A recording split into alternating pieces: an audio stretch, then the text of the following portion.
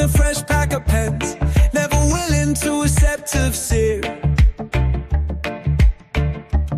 She's loved in many channels, every gauge and on nights and black blue lights. Heaven help them when she recites.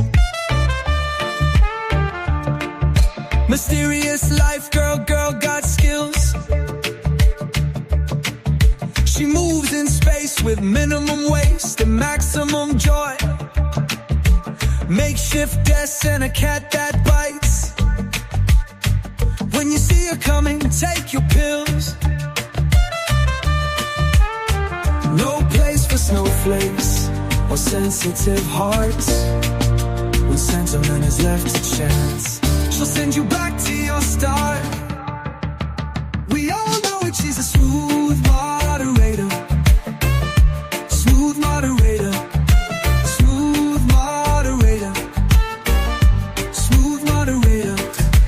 Toast to toast, sometimes switches to crumpet, bends them to jail. Across social media, buy memberships for bail. Verse by verse, exploring the text. She reads and recites, not knowing the tongue, learning every step of the way. Melts all your memories and feeds you facts. Her zeal is like fire, but her heart is of gold. We all know it, she's a smooth moderator. Smooth moderator. Smooth moderator.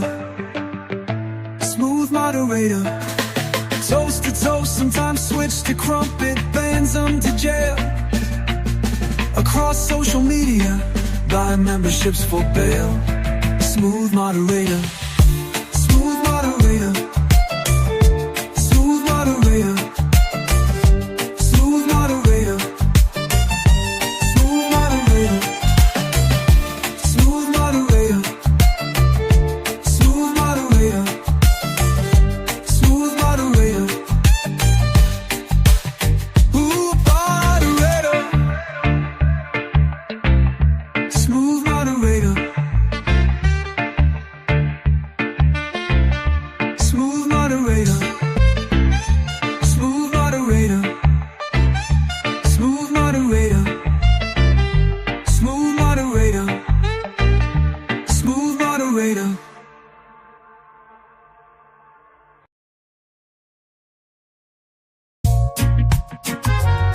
There's a hustle and a bustle. It's been hustling and a bustling a while, a long, long while. This town is now a city. It's a city on a town. It's concrete over beauty. How that came to be.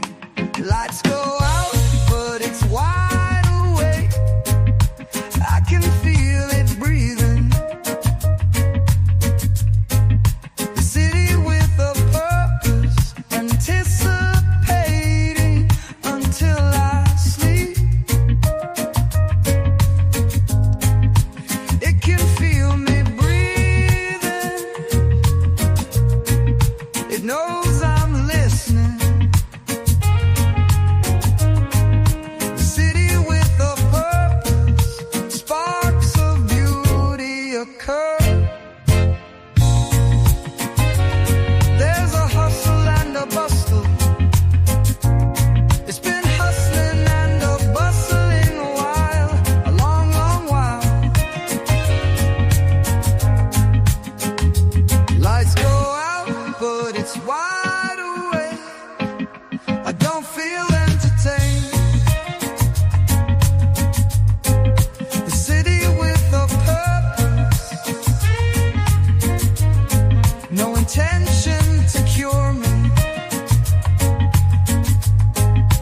I don't like the circus, never been, never will. The city with a purpose.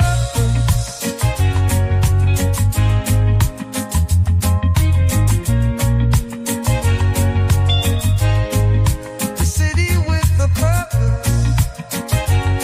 There's a hustle and a bustle. It's been hustling and a bustling a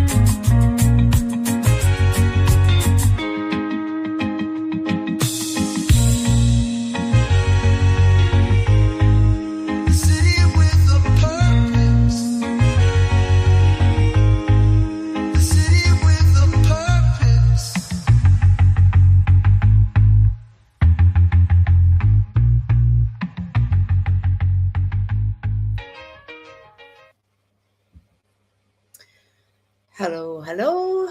Good evening. Happy Thursday. Welcome, lurkers, lovers, haters, whoever you are, to this Thursday evening's exploration.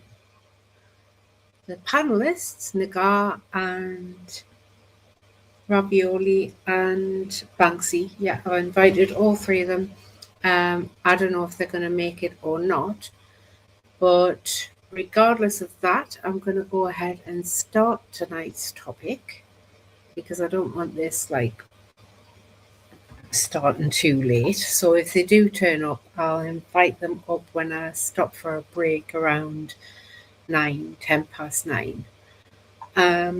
So without further ado, tonight's topic is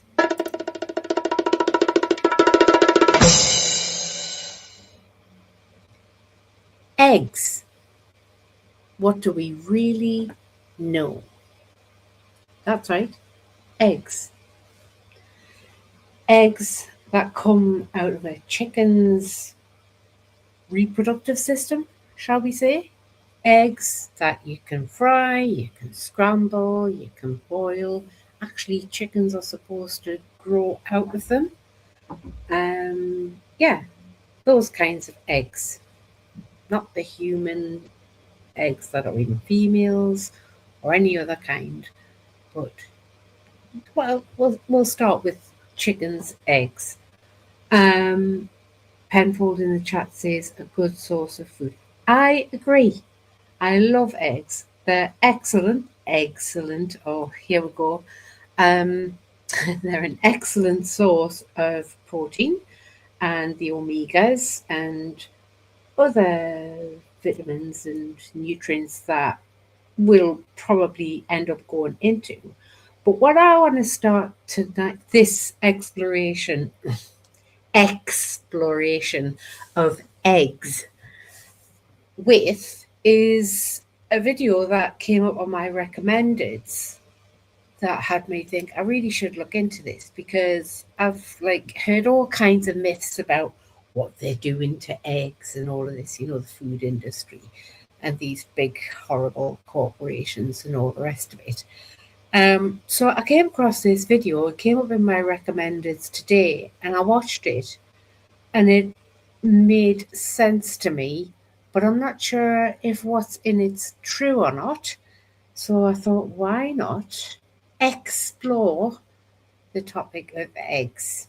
So let's screen share and watch that video together. How do I screen share again? I should know I've been doing this quite some time now. There it is. So it's a video on the Steak and Butter Gals channel who enjoy a lot of her content.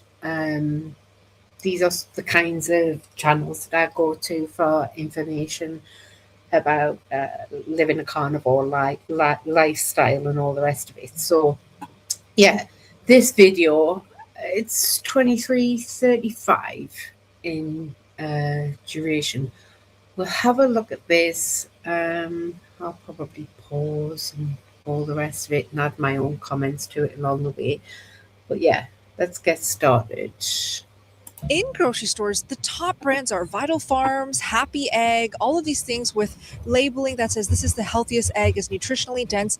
Is it really better? I would never buy an egg out of a grocery store. Brands like Vital Farms, Happy Egg, and Pete and Cherries have sold you the idea of premium eggs. But behind the label, many of these chickens are still eating the same corn and soy feed as conventional operations. And that diet shows up directly in the egg itself. That deep orange yolk you've been taught to trust, it can be influenced by added pigments in the feed, more about appearance than true nutritional superiority. Even pasture-raised doesn't always mean what you think. It can include periods indoors, unrotated lands, and far less meaningful foraging than the marketing implies. But here's where it gets worse. Companies like Vital Farms didn't just grow. They went public, bringing in massive institutional investors like BlackRock and Vanguard. And when that happens, the mission changes from serving farmers and customers to answering to Wall Street. And no one understands understands that better than the farmers who actually raise the chickens, especially the farmers who raise the chickens the right way with the daily care you will not find on a grocery store carton. That's why I wanted you to hear it from them, not me. So I'll be taking you to the Las Vegas farm with Sharon,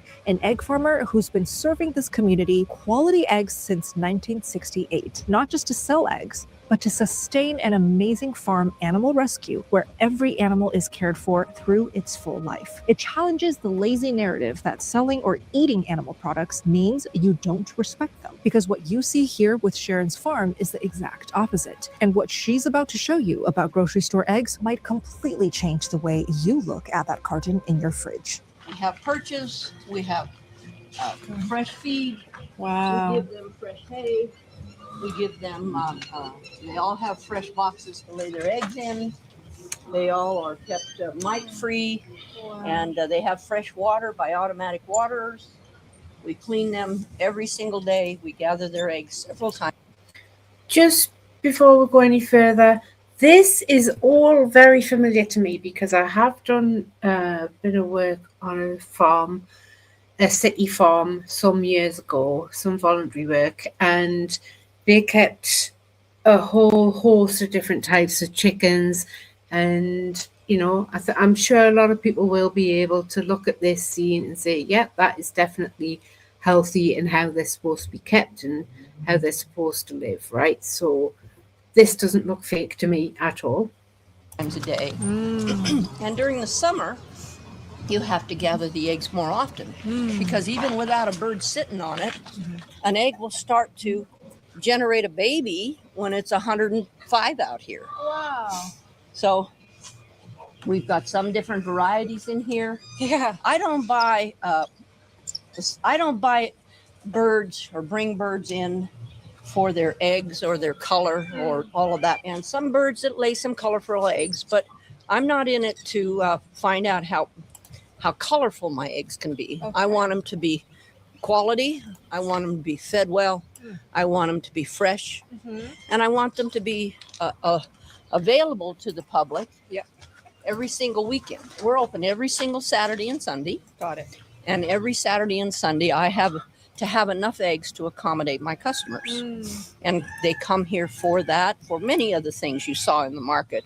But our eggs are one of our eggs and our honey. I have 124 beehives. Wow. So I do my honey, I do my eggs. You can buy a bag of feed. Now we've got a bag of feed. Used to be, $16, $17. Now it's $24, $26, $28. If you try to get into the organic feeds, you're up $60, $80, $90, $100 for the same bag. Wow. So you've got to choose. If I did that, I'd have to sell my eggs at such an exorbitantly high cost. Right. I couldn't sell them. Now we get a lot of donations from the different entities around town that are vegetable based.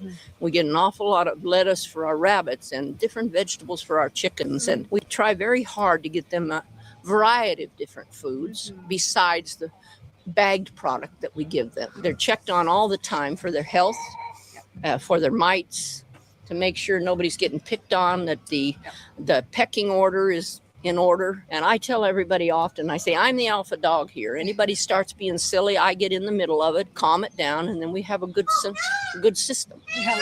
I learned a lot when I started digging deeper, but most of the people who watch my channel, they don't even know any of the things that you're teaching. That I'm teaching. That you're teaching, yeah. That's right. In grocery stores, the top brands are Vital Farms, Happy Egg, all of these things with labeling that says this is the healthiest egg, is nutritionally dense. Is it really better than eggs from, for example, your farm? I would never buy an egg out of a grocery store myself. Years ago, we used to have a gentleman here in town. His job was to spot check at the airports when they had like 1 million eggs come off the plane to get to all of our hotels and get to all of our restaurants. And I would go with him to learn about quality egg control, and he would come here to learn about how to raise a bird because he didn't have that information and I didn't have his. I learned an awful lot from that gentleman about how eggs are treated, how eggs are graded, how eggs are qualified, what he's going to do to send them back on the plane or allow them in. And people just have to be aware. Once they get to a grocery store, you've got to make sure that what you're buying is what you're buying. if they say that it's a quality egg, how do you prove that? You have to prove that, number one, by the feed. If the feed isn't quality, then the egg isn't quality. And I don't know that any of those labels indicate that. The only thing you can do is dig a little deeper, go back, but then you got to look at the big, huge places that sell and market eggs. What do they feed? How do they care for them? What do they do? How often do they cull? How often do they get new birds? How often do they do what they do? You know, it's a hard thing to choose. Personally, I've been doing this over 50 years. I don't think I've ever bought a carton of eggs. So, so I can't even tell you that. Absolutely, yeah. So when you go and you buy eggs at the grocery store, if you get a carton of egg and it's got the Julienne date on it, you don't know if all of those eggs came in that carton when it got delivered to the store. Because sometimes they'll open the cartons, the customers, and they'll break an egg or two. Well, in the back, you think they're leaving an empty spot or a broken? No. They're changing them around a little bit. You don't know if every egg in there came with the original carton. Not to mention, most of the big chicken producers. Before she goes any further, I can concur with what she's saying. The amount of times I go to certain supermarkets and I've got to open I don't know what it's called, like the box that the eggs are in, and to check that what I'm picking up, none of them are broken in there, because oftentimes people have broken eggs in the boxes, or you know, like they've been swapping eggs around, trying to get more expensive eggs into a box where they won't pay as much when they scan the barcode and all of this. So they've all been mixed about by customers. And then, of course, what she's saying makes sense to me. Like the staff will start putting eggs into boxes just to make up a full box, where some of them have been broken. And I think a lot of the time, like looking at how undereducated some of the staff come across in supermarkets nowadays compared to what they used to be like, I don't even think they know what eggs should be in what box. Just saying. They went away from having cages, which I think everybody that's humane agreed with that. But now you don't have 100,000 birds each in individual small cages. You got 100,000 birds in one barn.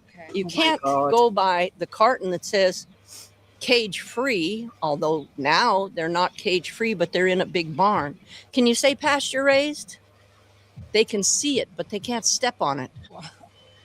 So you're saying they can still label it pasture raised, even if they can't step on it? Correct. Wow. Correct. How is that possible? How is that possible? Yeah. They give them about a 10 by 20 little square that 100,000 birds can walk out on. Yep. It's probably concrete. So I don't keep up with that. I'm not going to say yay or nay on that, or who does it or who doesn't do it. Right. I just know what I do. Yes. I have all my birds on property. All my birds are cared for by me. All my birds live out their life to the fullest extent of the time they're in this world. Yeah. We don't kill them. We don't butcher them. We don't send them off. We don't sell them. We allow them to live out their lives here. So some of these birds could be 10 years old right now. That's okay, as long as they're not fussing with each other. When you go to the market and you get eggs, when they come out of the major producers, I would say 100% of them not only put an additive in their feed to produce a different color yolk, but they also put an additive in the feed to give them medications and do all of that stuff. And you don't know any of that. Yeah. You just don't. And if you got 100,000 birds and you got 2 or 3 of them that get sick, they're not going to take them out of there. They're going to medicate the whole thing, or they're going to cull them. So when they come to the market in those eggs, in the cartons, the way they come, and they're all dated properly and they're all, supposedly fresh, then you just got to trust that. Yeah. You just got to trust it. But I would say the majority of the time they were washed in bleach or a bleach type product that takes the bloom off of the egg, and then they have to add back an oil to close up the pores on the egg's surface. Okay. So the egg will last longer. Wow. Wow. So what you're getting is not only something that was washed in a harsh chemical, but then they had to put something on it to stop the air going in and out and allowing the albumin to be able to get lower and lower and lower, and the egg will stay longer when the pores are closed. We don't do that here either. So when they come out of our birds, we sell them very rapidly. Yes. There's probably not an egg up there that's more than a week, maybe 10 days if we didn't have a busy day. But beyond that, our eggs are sold rather quickly. And so how long do eggs stay fresh when you guys don't do that whole process? Our eggs will stay fresh at least 3 months, give or take. Wow. However, when you get an egg from us, I always tell people, when you put them in your fridge in those little things, those little compartment things, pointy side down. If you don't put it pointy side down, you're putting the egg sac, the air sac, on the bottom, and then that air sac will start creeping up the side of the egg, and it'll start breaking down the membrane. So when you go to crack your egg, it goes blip. It doesn't stand up tall. Pointy side down when you put it in the fridge. Pointy side down if you're keeping it for future use. But don't lay them on their side or put the fat side down. Otherwise, you're compromising that you can have a better egg when it gets cracked. And while we're on practical egg tips, and before I let Sharon get into what everyone wants to know about grocery store eggs, I'll just say this with full confidence. Sharon's eggs are the best. I bought a bunch and you can literally taste the difference. But here's something else I've noticed. How you cook your eggs matter just as much as where you get them, which is why I've been loving them in something super simple like my egg drop soup. I still enjoy scrambled eggs, but a lot of my members in the steak and butter gang struggle with them, feeling heavy, greasy, nauseated, or just not digesting right. And a big part of that comes down to the cooking method. Scrambled eggs are usually cooked hotter and longer, which can oxidize the delicate fats in the yolk and make them harder for some people to tolerate and digest. That's why for a lot of people, especially if you're sensitive, boiled or gently cooked eggs tend to be way easier. They're simple, light, and you're not adding anything extra, just the egg itself, exactly as it is. And that's exactly why this egg drop soup works so well. It's gently cooked, super easy to digest, and still gives you all the benefits of the egg without that heavy feeling. Now, the water you're using to make this egg drop soup or whatever soup you choose to make at home is a very important detail because you're drinking this broth, which is made of the water that you use and choose. Since most of us are using our local tap water to cook, drink, and live with, I highly recommend going to EWG's tap water database. It's a very simple way to see exactly what is running through your faucets at home wherever you are. When I checked for myself, I discovered 70 contaminants in my local tap water. It shouldn't come as a surprise since Las Vegas is in the desert, but still, there are so many cancer-causing PFAS here that are literally over 40 times the acceptable limits. So every time I ate at a restaurant in Vegas, every time I made carnivore soups, poached eggs, or simply took a sip of water from my sink at home, I was also drinking toxic water. And before you say, well, what about refrigerator water? That's filtered. Fridge filters only remove chlorine or sediment. They're not rated for PFAS or heavy metals. So this is exactly how I drink my water now. Cove Pure's Clear Wave technology actually removes thousands of harmful substances like lead, arsenic, forever chemicals, bacteria, and some up to 250,000 times smaller than a speck of dust. And the best part, it's ridiculously easy to use. You just plug it in, tap whatever temperature that you want. There's cold, normal, there's warm, there's hot, and you can also adjust how many fluid ounces you want to come out. This pitcher also detaches from the machine, and you can just use all the clean filtered water in this pitcher to pour it directly into your pots, your soups, your recipes, your cups, your glasses, your tumblers. So if you're serious about drinking clean water and cooking with clean water, You guys can check this out at covepure.com/steakandbuttergal as shown on screen. You'll get $250 off your water purifier. I've also linked them down below. Now, a lot of people say, oh, you have to have a brown egg. You have to have a white egg. I want a blue egg. I want this. Does not matter for the quality of the egg. All that tells you is the ears and the legs of whatever bird laid it was the color that it laid the egg. Wow. So if it's going to be an olive green, they've got olive green legs and little olive green ears. Wow. If it's going to, the white ones the same way, the brown ones the same way, got brown legs. Wow. So different color of bird doesn't designate it. The different color of their ears and their legs designates what color their egg is when it's produced, which makes no difference if you're feeding them all the same. People want different colored eggs. That's fine. Different choices. Over in Europe years ago, They could only eat brown eggs. Then all of a sudden they wanted white eggs, and now they want this egg. It just simply doesn't matter for the quality of the egg from the producer that feeds all of their animals the same thing coming out of the egg. Yeah, so recently we experienced a big bird flu. Could you talk about how that affected your prices? The bird flu is a horrendous disease. If bird flu walked into my property on someone's shoes, if a wild bird brought it in, which is normally the way it comes in, everything's dead in 2 or 3 days. Dead. With no apparent reason. And we do everything we can to stop it from coming in here. That's why we don't let anybody near our chickens. That's why all of our bleach baths are here. That's why we spray our cages every single 2 or 3 days. Yeah. If you get into the big, huge facilities, I'm sure they've got a capsule that you got to get in a white suit and get in there and you get sprayed and you walk in. And I'm sure the cross-contamination is very well cared for. And we lost tens of millions of birds across this country. And that's when our egg prices went sky high because there were no chickens. There was no chickens to lay the eggs. Yes. Now that the chickens have been replenished, they didn't lower my prices for my bag of food. Wow. I'm still paying the same thing I did when they raised it 3-4 years ago. Wow. But thank God we haven't had a bird flu here in Las Vegas that's been rampant this year. So hang on a minute. I need to go over this section again, why eggs are so expensive, because it sounds to me like the farmers are actually being priced out of their own industry that they have to work on. Right. I tell you what, it's coming up to 9 o'clock. I'm going to play a couple of songs while I make a cup of tea, and then we'll come back to this video with a panelist. Another panelist has arrived, but I won't bring them until after the break. So let's play this one.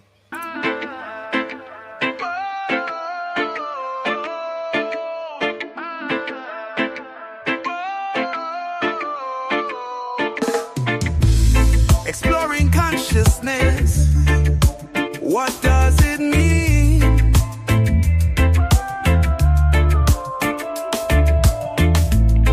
Looking up definitions, watching narratives fall apart at the seams. From the realm of the dead, stumbling through fractured reality.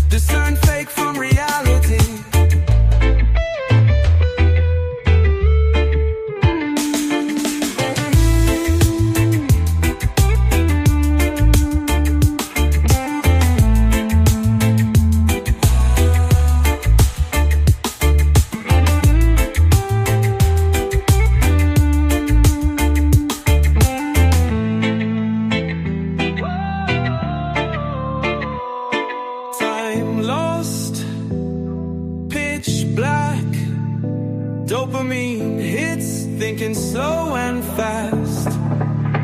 Watch a narrative fall apart at the seams. Waking up, waking up. Watch a narrative fall apart at the seams. Waking up, waking up. Waking up.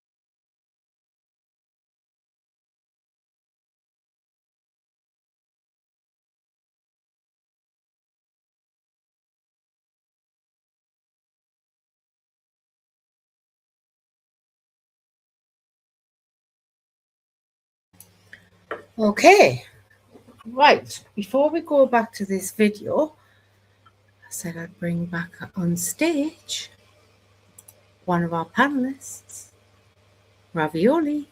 Oh, hi, Lieutenant. How are you? Can you hear me? I'm good, thank you. Yes, I can hear you. How are well you? done. I'm all right, Lieutenant. Yeah, I'm sorry. Yeah, I was a bit late and I missed. No, last week you were doing a live show. What you were doing is the video, weren't you? So I was there. Yeah, sorry. But, Yeah, no, it's that's good. okay. That's Yeah. okay. It's good to hear your voice. Don't worry Yeah, about that's it. right. All right. Lieutenant. Have you been keeping up with the videos that I've been playing thus far for tonight's A little topic? bit. Yeah, I mean, I just thinking about the topic. I was just thinking. I remember kind of always thinking like the health. I always thought, I know protein, healthy fats are in eggs, vitamins and minerals. That's all I meant. Yes. Like, yeah, that kind of. I know they're good for you. If yeah. So that's basically. Yeah. Yeah, as far as I know, they are healthy for you. I mean, when you think about it, an egg contains everything it needs to develop that new life, which is going to be chicken inside it, isn't it? So, yeah, that's what they consist of, as far as I know. I'm sure we will go into that. So I'm glad you said that. But yeah, this video that I'm going through and add my own 2 cents to, if you like, this is what has made me discuss this tonight. Like it's Yeah. I don't know, made me like compelled me to think, yeah, let's explore this, because I find it quite alarming, the information in the video. So yeah, we'll go back to the video and then we'll discuss along the way. Okay? All right, Lieutenant. Well done. Yeah, thank you. Yeah. All right, great. Let's go back to the video. So this, she was covering why eggs are so expensive now. So that's the beginning of this part of the video. Let's go back to it. The egg. Yeah, so recently we experienced a big bird flu. Could you talk about how that affected your prices? The bird flu is a horrendous disease. If bird flu walked into my property on someone's shoes, if a wild bird brought it in, which is normally the way it comes in, everything's dead in 2 or 3 days. Dead. With no apparent reason. And we do everything we can to stop it from coming in here. That's why we don't let anybody near our chickens. That's why all of our bleach baths are here. That's why we spray our cages every single 2 or 3 days. Yeah. If you get into the big, huge facilities, I'm sure they've got a capsule that you got to get in a white suit and get in there and you get sprayed and you walk in. I'm sure the cross-contamination is very well cared for. We lost tens of millions of birds across this country. And that's when our egg prices went sky high, because there were no chickens. There was no chickens to lay the eggs. Yes. Now that the chickens have been replenished, they didn't lower my prices for my bag of food. Wow. I'm still paying the same thing I did when they raised it 3-4 years ago. Wow. But thank God we haven't had a bird flu here in Las Vegas that's been rampant this year. I don't even let the inspectors in here. We want to come in and check. I said, I'll hand you a chicken's butt and you can do whatever you need with your Q-tip, but you are not coming in my property. Wow. What are they checking for when they come by? They'll come in and they'll take bacteria swabs from a bird. And I'm grateful that they're doing that. But they're not walking around my property when they've been on every bird property in the city before they showed up here with the same little white suit on. So I'm pretty careful that way. And sometimes, I'm a pretty strong-willed woman, and I just do whatever I can to protect my birds. Where do you think the future of this industry is headed? The industry of raising chickens and eggs. Yes. They put so many additives in the feed now. I don't understand why people don't understand. In order to get a white yolk, you just feed a white-based product like wheat or something that's very light. If you want something that's a little more yellow, you'll feed something else with more carotenoids in it, and you'll be able to get a darker yolk, but that doesn't mean it's a better yolk. However, years ago, they decided, well, we can't have these real light yolks, so we're going to add carrots and marigolds and red peppers, and we're going to add that to our feed to increase our yolk color. Okay. Well, that got too expensive. Wow. So they just synthesized it, and now they've got chemicals that do the same thing to raise up the color of the yolks. Yep. So you can't tell if a yolk's been fed like that. Right, right. Almost every package that you read has got some kind of an additive that is doing something to increase the sellability or whatever they want to call it. But it's not a whole lot of natural stuff going out there. Do you think this affects the nutrition of the egg as well? It doesn't affect probably not the nutrition of the egg. It probably affects our nutrition because we're eating it. It's coming into our bodies. Right. And that you got to be careful with no matter what you purchase. It doesn't matter. Yeah. We're as natural as we can be without using chemicals for our birds or our animals so that we have the best product that we can. When we raise our vegetables and our fruits, we do not spray them with chemicals, whether it's my chickens crawling around eating all the bugs or whether it's us washing them off with soap and water. And that's a good thing for us. It is. So one more question. So what is the difference between labeling like pasture raised, free range, cage free? What does that mean to you? You can look up a website called How to Decode Your Egg Carton. And it's really a nice little informational site. Okay. And it'll say, if you want pasture raised, they don't necessarily get to step on the pasture. Right. They get to maybe see the pasture. Cage-free might be a thing that I think is a good thing. What they were on was the size of an 8x10 sheet of paper in a cage that big for their life. Now they're in a big, huge open cage or a barn that has maybe 100,000 or more. And I think that's a little better than the tiny cages. So cage-free does mean that. So I'm sure a lot of people who live in Vegas and watch this video, they're going to come visit your farm. I hope so. Yes. And so what else can the viewers do to support your farm? Attend. I'm open every Saturday and Sunday from 9 to 4. The majority of the people that help me here are all volunteers, including myself. I haven't had a paycheck in over 50 years. All the money that comes in from our market sales, number one priority is the animals. Animals feed, animals care, animals cleanliness, vet bills, habitats, fly control. I haven't had a vacation in over 45 years. I'm not buying new clothes. I'm not doing that. What we do here is care for animals. Wow. And that's our number one job, care for these animals. Well, Sharon, thank you so much for your time. Thank you so much for coming. I hope that if people have questions when they're here, ask me. Beautiful. I can answer some of them. Fantastic. This is an old Peruvian mulberry tree. It's got the most glorious mulberries you've ever seen. Wow. And next time you come out, we'll talk about maybe gardening and what food that we grow that we feed back to our chickens. Whoa. We have a pavilion here. We have the chapel here. It's like the most beautiful farm I've ever been Right? to. Like, for real. Really, it is. Beautiful. This is good to hear. Good to hear. And we try to keep it clean. We try to keep it in order. And we've got an awful lot of peacocks that can cause me some grief because the peacocks poop like a St. Bernard. And they can really cause havoc. You'll notice all of my garden area is always covered because they will eat up a vegetable in a second. Wow. But if I lock up or get rid of the peacocks in some form, the people go nuts. Oh. So we have to have some kind of, look at that. How is it that that bird, every single time in 50 years I see that bird or anyone like it, I have to stop and say, oh my God, what a gorgeous, how do you walk past it and not just marvel at it? Exactly. So beautiful. Stunning. Yes. So we have an awful lot of peacocks. And In our culture, since my wife and I are Chinese, in our culture, the peacock is considered a royal symbol. And so a lot of Asian Chinese people, when they see peacocks in America, they say, wow, oh my God. It's stunning. they love it.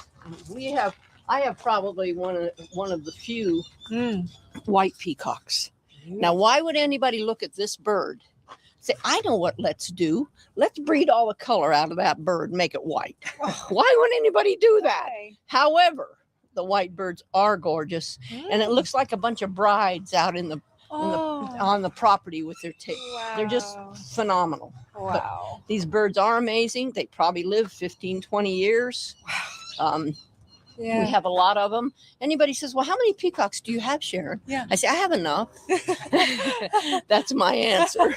I really hope you learned something from Sharon before you go out and buy your next carton of eggs. And if you're local to Las Vegas or even just visiting the area, I highly recommend stopping by the Las Vegas farm and support what she's built. Places like this are extremely rare. And it's not just about buying better eggs, it's also about supporting farmers who are actually doing things the right way. Every dollar you spend is a vote. And if more people start voting for farms like this, we don't just get better food, we keep this entire way of doing things alive. Now, before I wrap up, I want to share something that I've been incorporating every single night to make sure that I am sleeping as best as possible. You guys all know by now that sleep is one of the major pillars of health and energy and vitality and longevity. So one thing that I feel like anybody can do after watching this video, if you're watching this at night, it's dark outside already, you guys should be popping on some red colored blue blockers like this. So I'll put it on. These ones are from Bon Charge, and I always wear the deepest, darkest red glasses like this the moment it gets dark outside. And this is so that I can wind my body down, not continuing to have blue light absorb into my eyeballs, make more melatonin so that I fall asleep and stay asleep. So these ones are extra high quality. And video,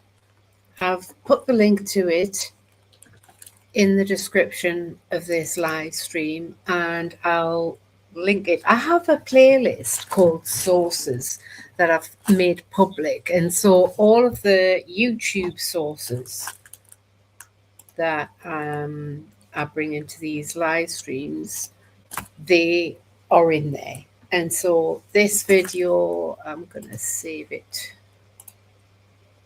to Sources. There you go. So it's in there now for anyone here. So yeah, any thoughts, Ravioli, our panelist?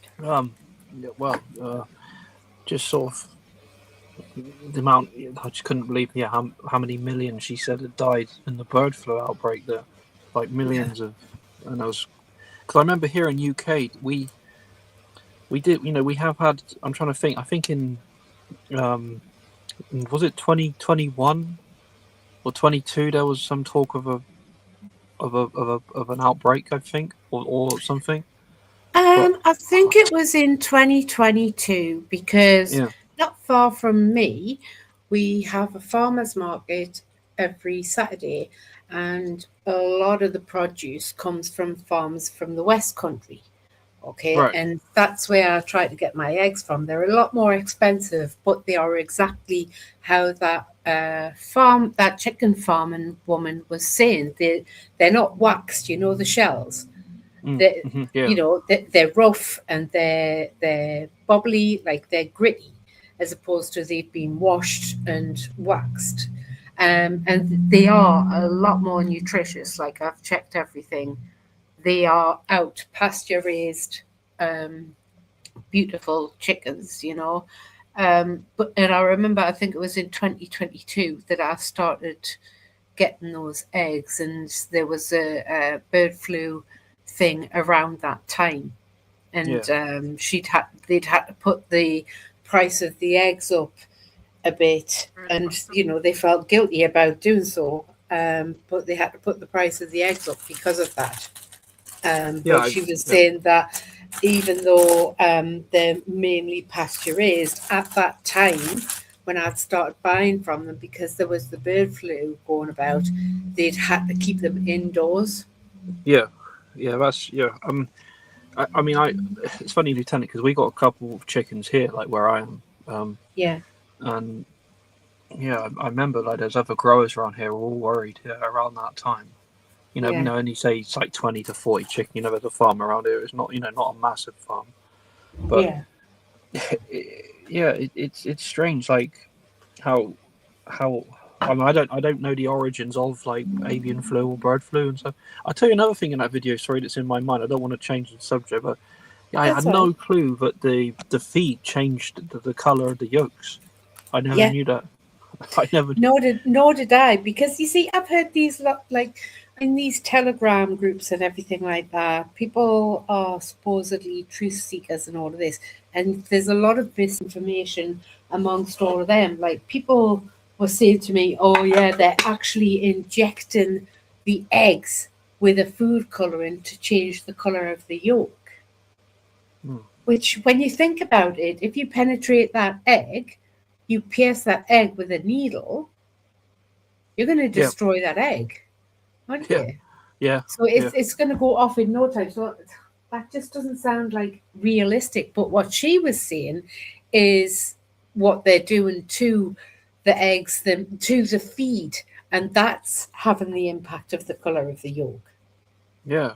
I never knew And that. then what they're feeding isn't actually essential and beneficial to the animal, but doesn't harm the animal, but it harms us because it ends up inside of us because we consume it. Yeah.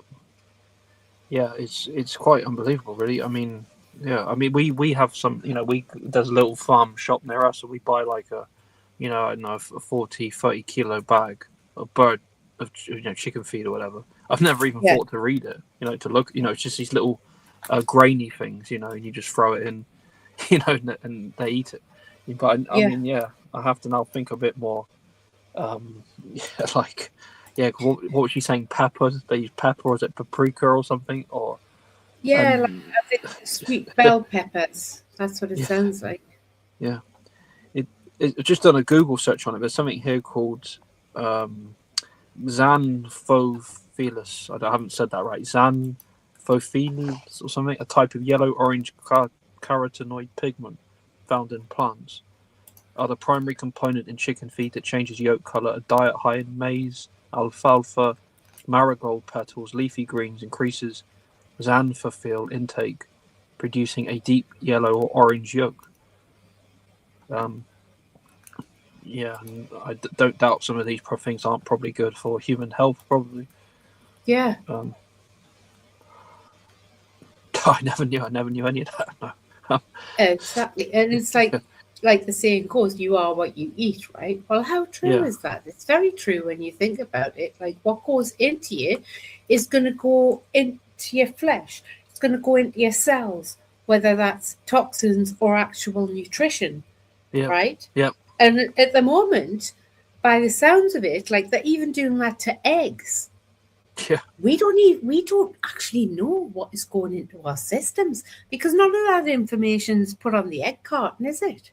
No, it isn't. No, I mean, I'm thinking not put in any of the advertising campaigns, is it? And the food, even here, like the bags of the feed, you buy it. Like there's no warning, there's nothing on it. You have no, you just buy it. You don't even read it really. Don't mean there's much text on it. Like, yeah, so, and I was thinking, they're free range. We got 3 or 4 hens, right? They're happy. They're just walking around, a big space. But yeah, now I'm thinking maybe they're not so. Maybe it's not so good.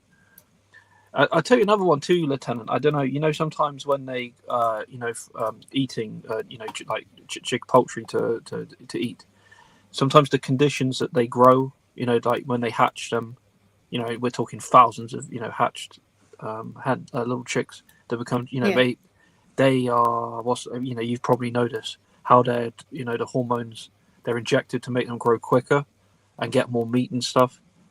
I've always thought that's quite cruel.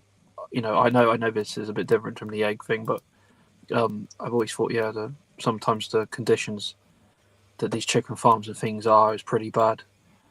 Well, I'm glad you raised that because it does. It's another example of the what you might call it is. It's the food chain, right? The food chain is being manipulated and distorted, and we don't even know. For sure. We're thinking, all right, this is, it says on the box free range. Well, that means it's out there, doesn't it? It's, it's on the grass and it's eating all the little insects and it's eating little bits of grass and it's all happy and everything. Au contraire, they're saying that free range means that they can see a little hole in the shed, but that doesn't mean they get through that hole. Sure, yeah. Yeah, straight like we had one near us here, Lieutenant. I don't want to say their names, I'm not going to, but they had there was a chicken farm, like thousands. It was incubators, 5 to 10,000 chicks that were hatched, and they would sell they had contracts with supermarkets. I won't say the name, but they were found out. This farmer, he was closed down. He actually was shut. It was so cruel. and bad what was happening there, they had to shut them down. It was not good. It was hellacious. The conditions that they're in that, yeah. Yeah. Well, it's good that they got shut down, but how much has the big corporations benefited from that? Yeah, well, yeah. And when you right, let's have a think about this. You've got big farmers, FARMERS, right? They are, well, they're mass producing for the supermarkets and all the rest of it, right? So then it seems like, to make a buck, they've really got to go to the cheapest food sources, okay? And therefore, going off what that lady was saying in that video, they're going to the most messed about with food sources for the hens themselves, right? And the hens are probably living in the worst conditions.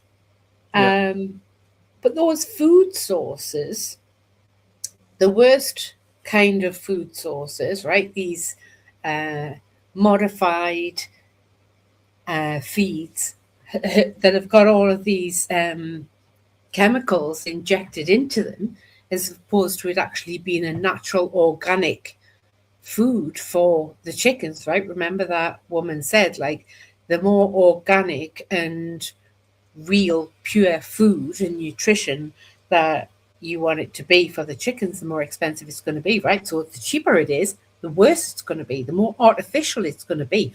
Well, where do those chemicals come from? They come from big pharma with a PHARMA, as in Monsanto, big pharmaceutical Monsanto, companies.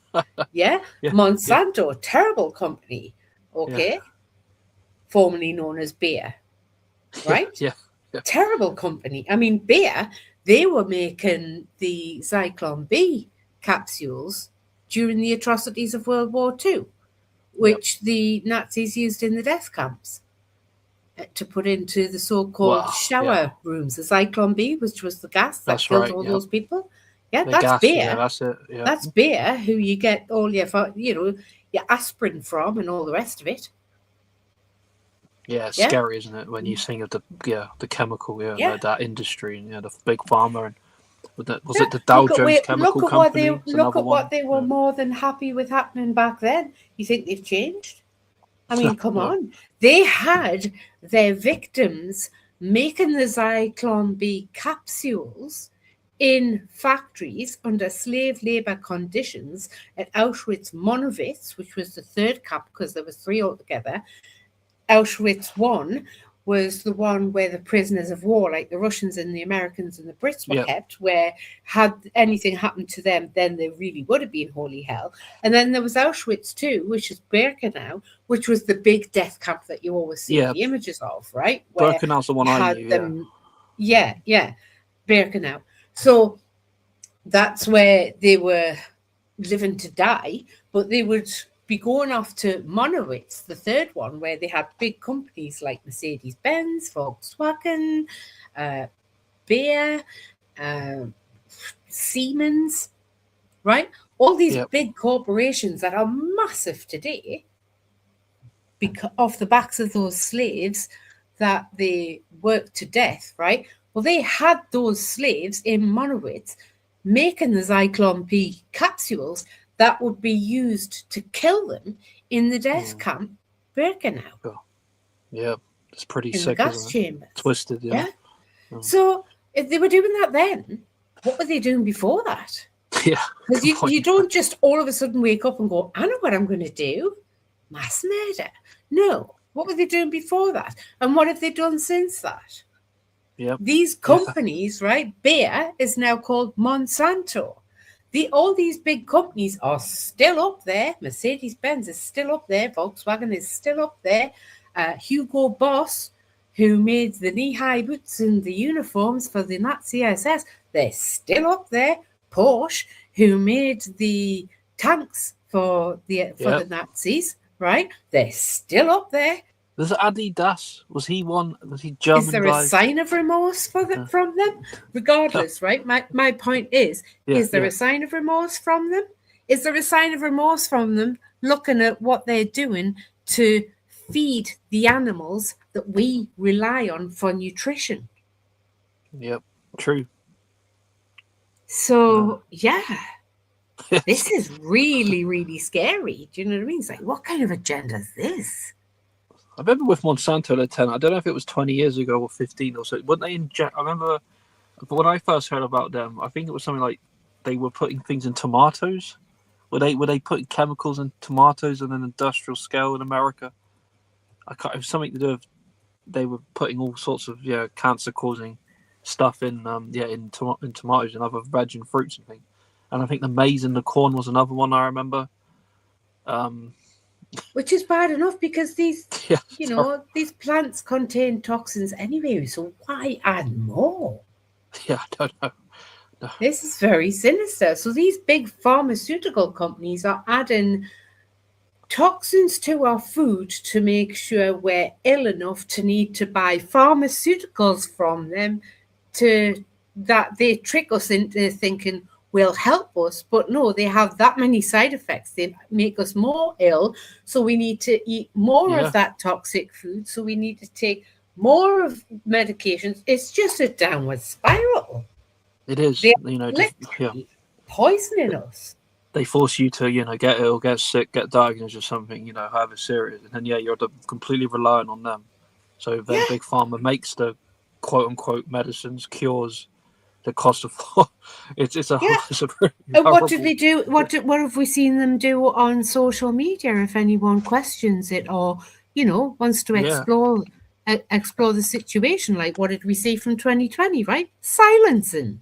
Yeah, well, sometimes tyranny, they kill them, which is tyranny, trying to silence people, right? Yeah.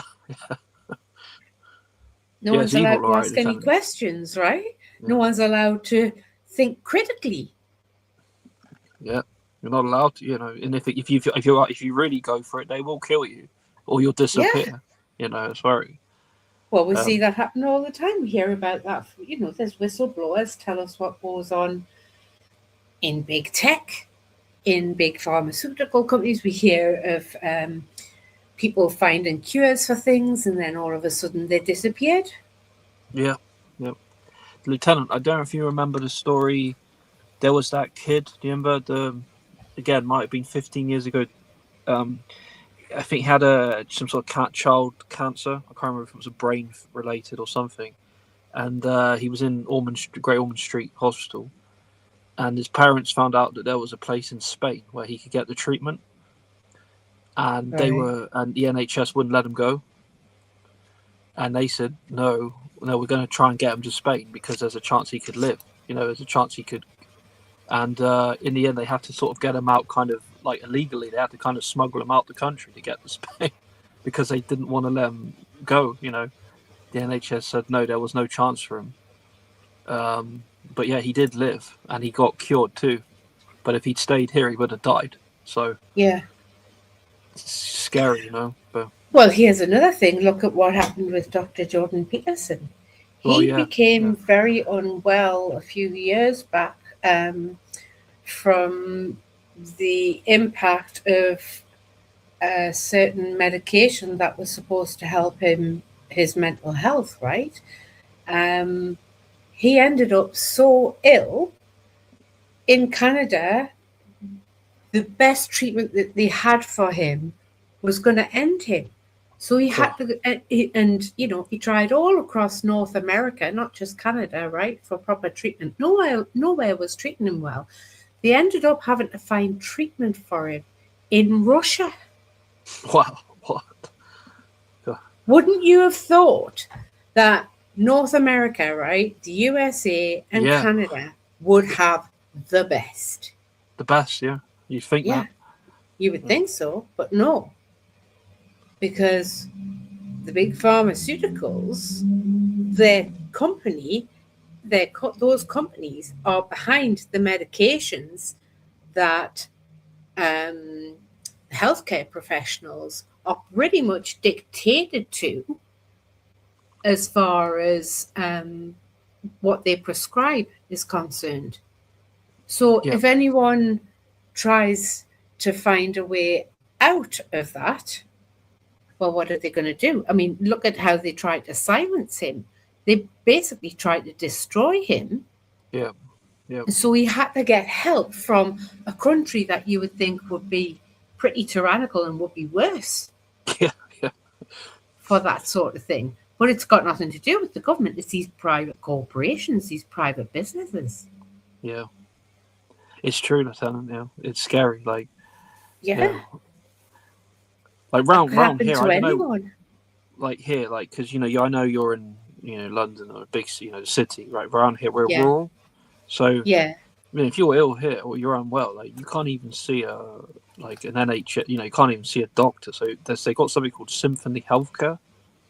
Okay. It's Is not that a it's not private connected healthcare to, company? yeah, Okay. and it's not Tell me connected to more. the way it used to be. You can't even like see anyone. It's a joke. So do you only get seen like online or over the phone? Yeah, that Don't kind of actually thing. have a Yeah. GP surgery to go to? So we used to have like here, well, a bit near us. Okay, Martock, little town, maybe 3 or 4 miles, and then South Pemberton, 3.5 miles, right? So there'd be 2 GPs or doctor surgeries there, and yeah, you could go to, I'm talking say pre sort of, yeah, I mean I'd say even before COVID, it seemed to all go wrong when COVID came in. So you could probably see a doctor in the morning if you phoned up. You'd see one at some point in the day, right? But now, I mean, since I'd say 22, 23, it's a joke. You can't see anyone. It's just, yeah. So what happens is people go to the other town further away called Langport, where there is a surgery, or they go to the Chard, which is a minor A&E hospital. So that you Yeah. forced people in this area to have to drive or go, and there's a lot, elderly people, or say, you're forcing them to go like 10 miles. Yeah. And if not that, they'll just send you to either Taunton Hospital or Yeovil, right? Or that, Yeovil. So I mean, it's just crazy, yeah. And That's terrible for healthcare. Terrible. yeah, In it's a just, first world country, that is absolutely atrocious when you think yeah, about it. it's shocking, Lieutenant. Honestly, it's just, yeah. I mean, in London, I guess the nice thing is you've got a whole army, right? Doctors or hospital. You can, if you are unwell, you can see someone usually pretty quick. I'm guessing. Yeah, well, relatively speaking. I mean, when you look at how overly populated London is, though, it's Yeah. not that easy. And you've got a lot in healthcare, not all, but there's a lot in healthcare who seem to be all on board with what I call inhumane healthcare. They'd rather do things over the phone or in a Right, Zoom yeah. call, right? And they'd rather brush you off with something that Big Pharma wants them to sell, prescribe you, as opposed to actually think things through and diagnose you accurately and offer you all of the potential solutions for you to make an educated decision about your own body and thus your own life, right? There's not much of that goes on. So it would be like similar then here. Yeah, you get the same usual painkiller, paracetamol nonsense, or antidepressant. Those are the 2 main. If you do see a doctor, right? Here, Yeah. The that's sad thing. Yeah, the sad thing is they rely on people not being conscientious about their own health for whatever reason.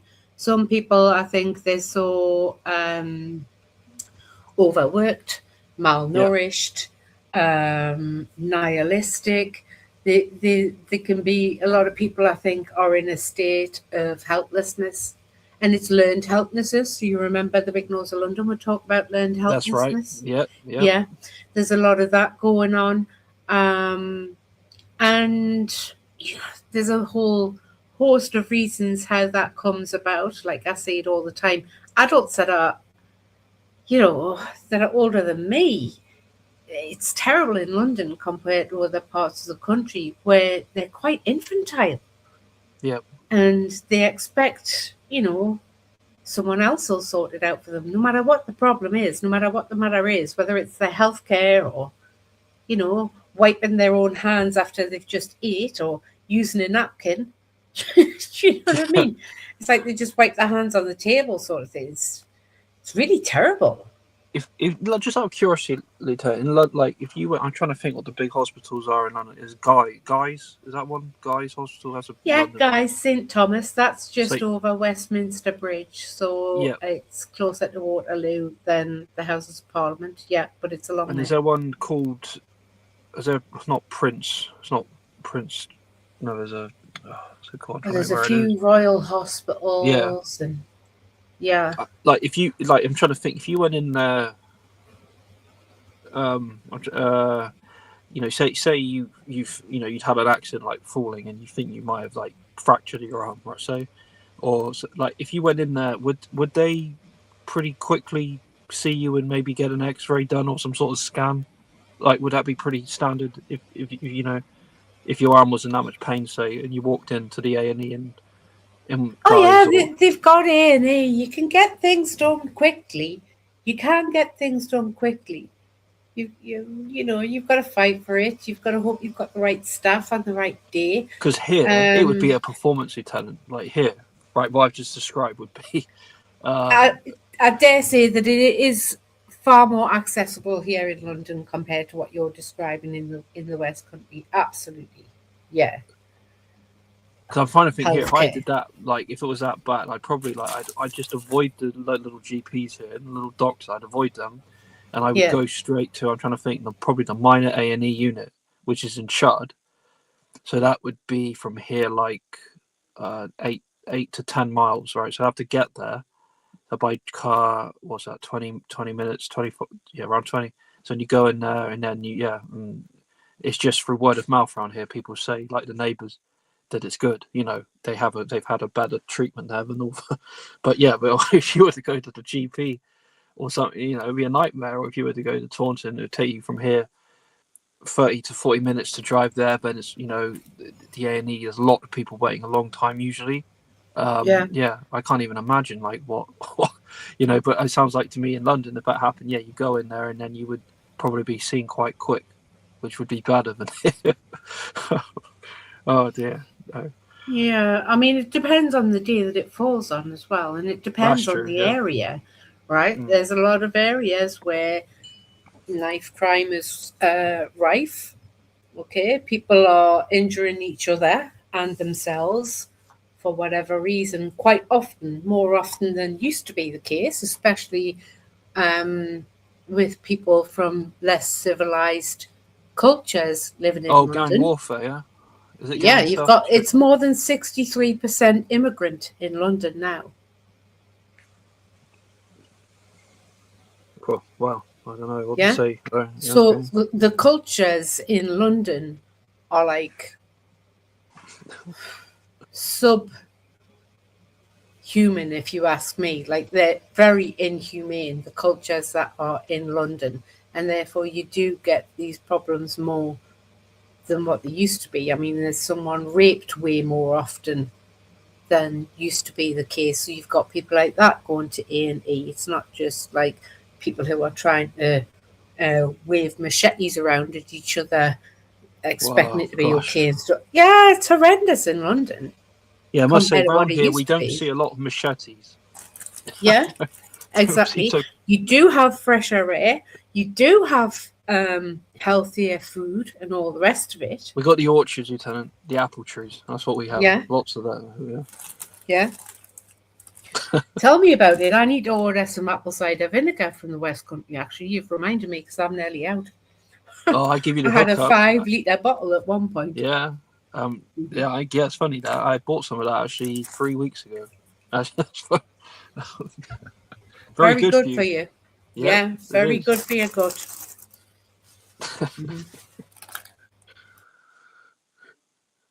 It's amazing too, because I think in the cider process, like that's the last thing they make out of the apple.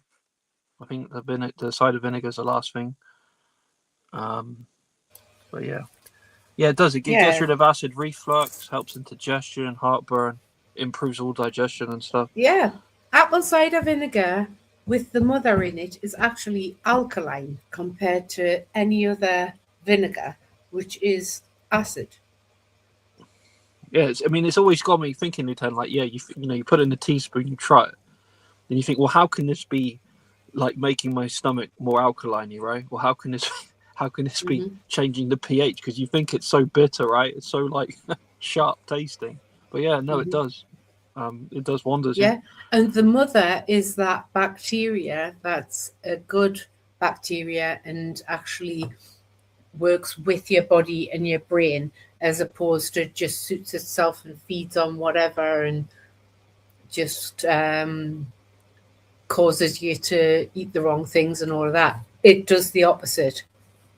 It really makes you a lot healthier. So it's Yeah, a beneficial bacteria to have in the body. yeah, no, for sure. Yeah, it's funny. You sometimes see the barrels that they make, big quantities of cider in. Yeah, Like it's pretty raw. Let's say round here. You wonder what's really in the barrels. You know what I mean? yeah, Some of these are 19th century huge wooden barrel things, right? Like you, it is another world. When you think of like modern breweries, like the lagers you see in the shops. Some of these yeah, old cider people, it's like going back in time. yeah. The old ways of doing things are the best, though. Like I get a butter from a farm. I can't remember where they are. It's called Quakes. Right. Quakes, and it's whey butter, and it's made the old-fashioned way with these wooden barrels and wooden tools and all the rest of it. None of this big factory stuff. And it's expensive, but it's so much more nutritious. And they only use the cows that haven't had all this dodgy food put into them to cause them to Yeah, yeah. fatten up and all the rest of it, which poisons our food supply. None of that. Like they're really healthy cows, yeah, who just graze all day. But Oh, I see it here. those Yeah. those old-fashioned ways of making things cuts out the need for all of these chemicals and additives and whatnot being put into feeds and put into the produce that you get from the animal before you sell it on to the customer, so to speak. Yeah, those old-fashioned ways cuts out the need for any of that. So I think Yeah, I wonder if going this off is what what I the heard that chicken farmer say in that video and like what we're discussing, I think we need some kind of revolution in the food industry.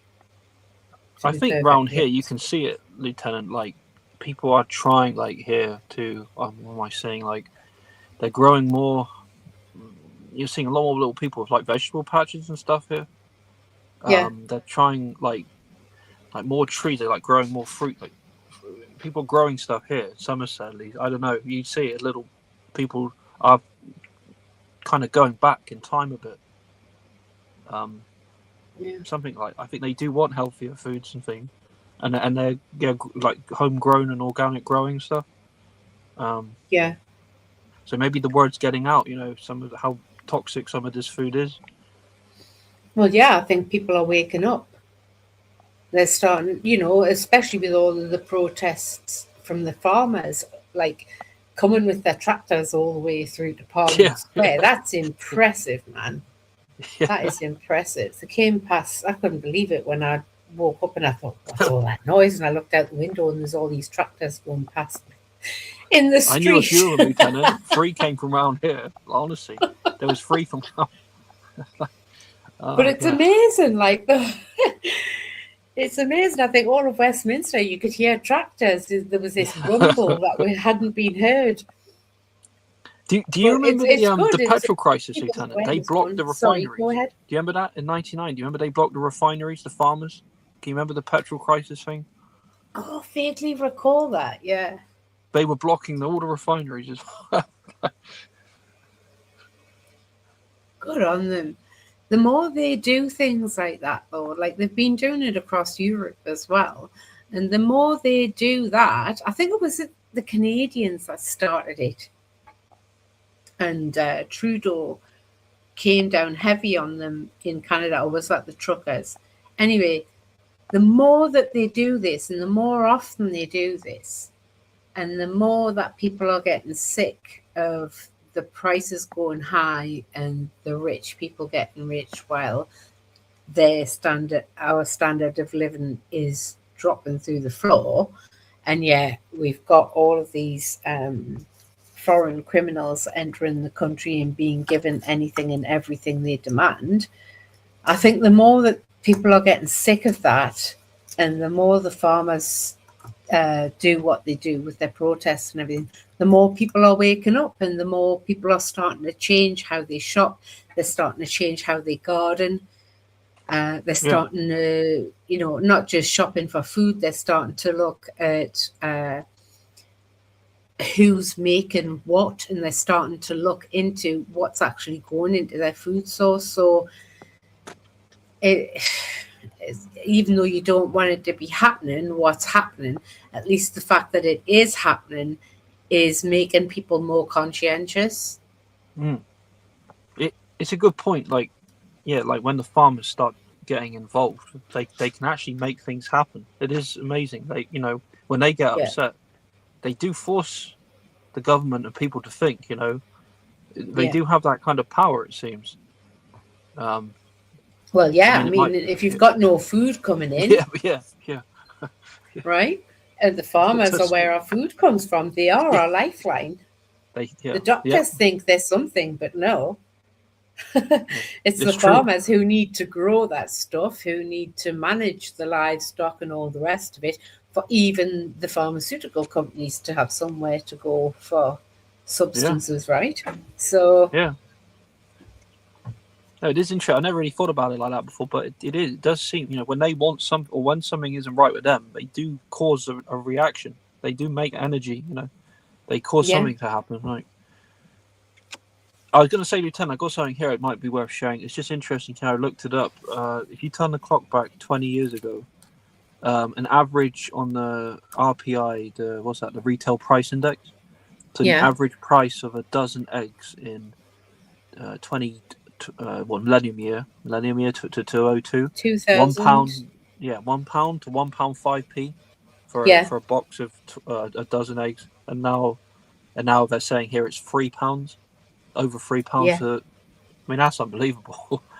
I can't believe that's quite a lot more money. And you're still not getting healthy eggs. You're not getting, you're getting eggs that have been tampered with these dodgy feeds, like what that lady was saying in the video.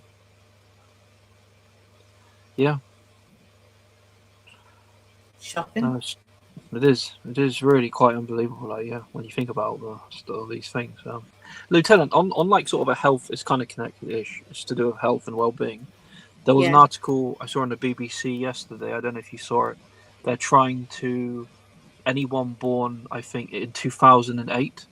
So they're going to ban all tobacco, all I think vaping and tobacco. If you're born in 08, so I'm trying to think that would mean I'm pretty sure it's 08. You can't smoke anymore or something.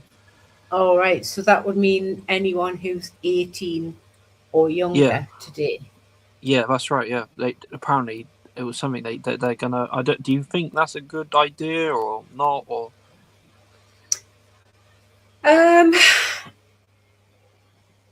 I think what they need to do is shut down the big tobacco companies. And not prohibit the regular Joe blogs from growing their own tobacco, drying out, processing and smoking their own tobacco.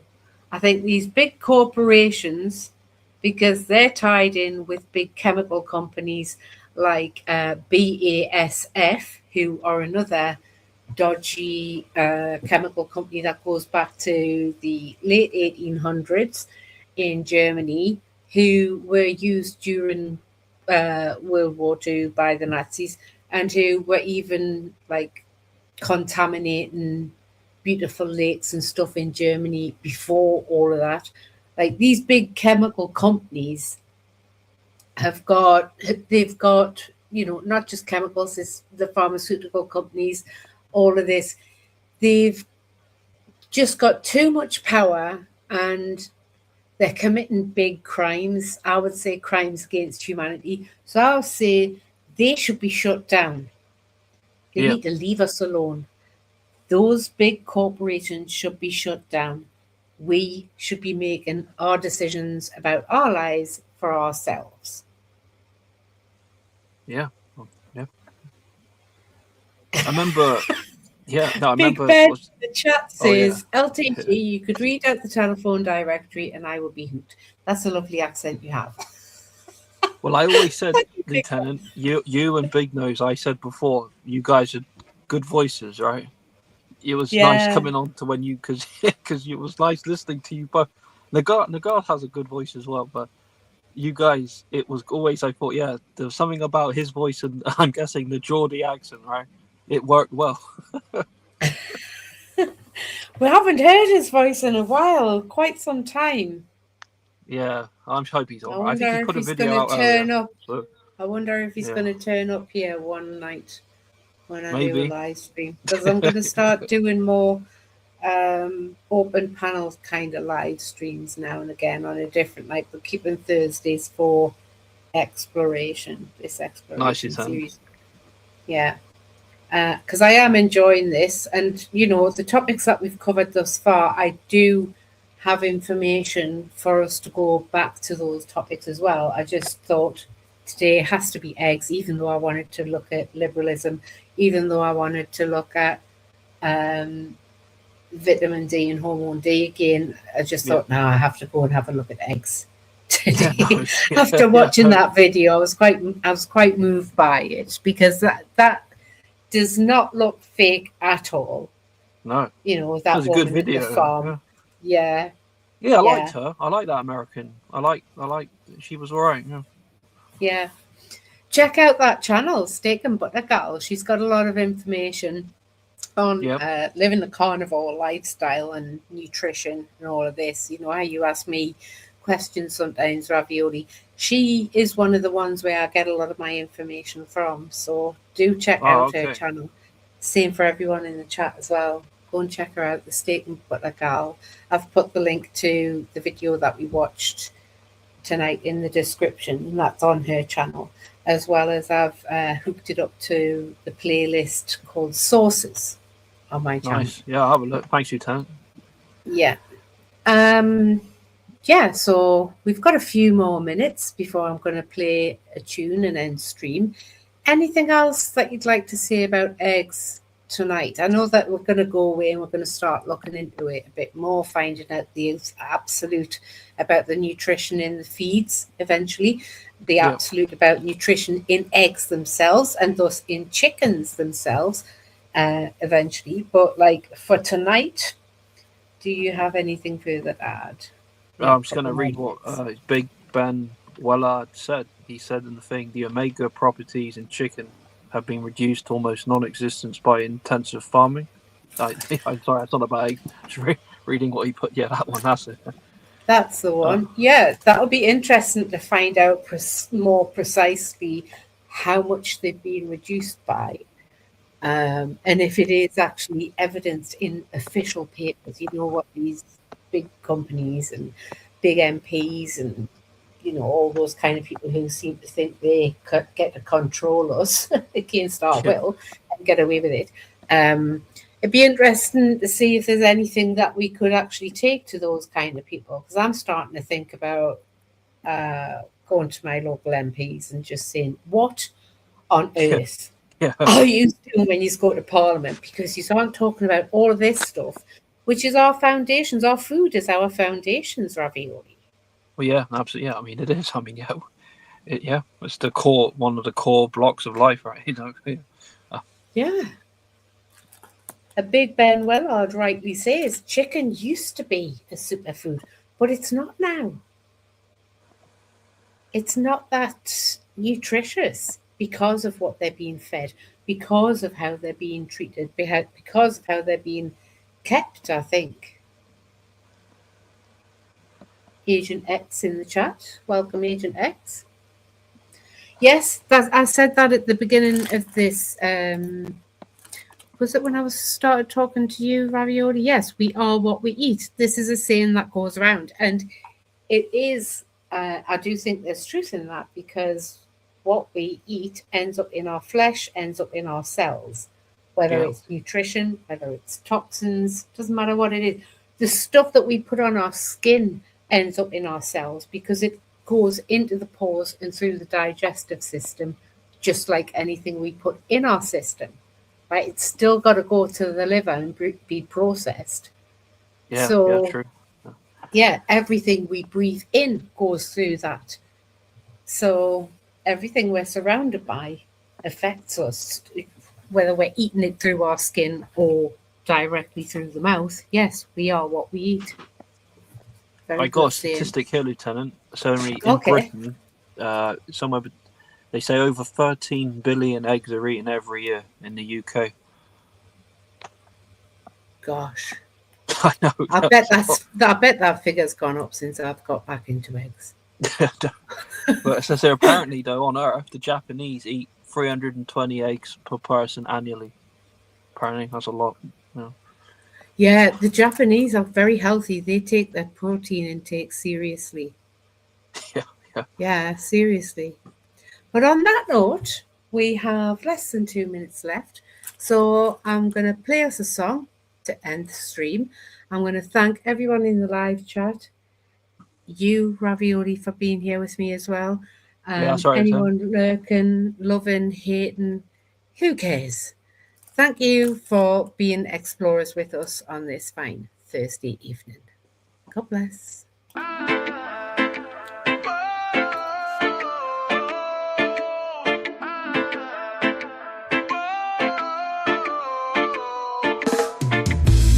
Exploring consciousness. What does it mean?